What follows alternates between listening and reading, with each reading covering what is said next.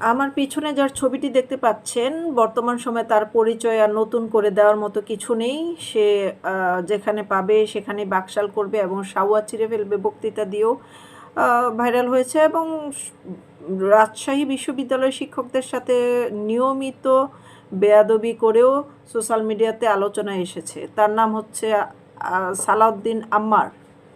সে শেখ হাসিনাকে ফেরত দিলে ভারত বিরোধিতা ছেড়ে দেবে। তো শেখ হাসিনাকে ভারত ফেরত দেবে, এটা ভারতও স্বীকার করছে এবং প্রধানমন্ত্রী হিসেবে ফেরত দিবে। দেওয়ার পরে সেও ভারত বিরোধিতা ছেড়ে দেবে।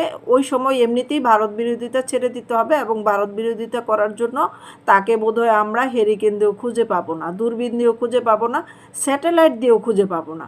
তো তার কথাই যেন সত্যি হয় এবং শেখ হাসিনাকে যেন ভারত সসম্মানে ফেরত পাঠান এবং তাকে যেন খুঁজে না পাওয়া যায়।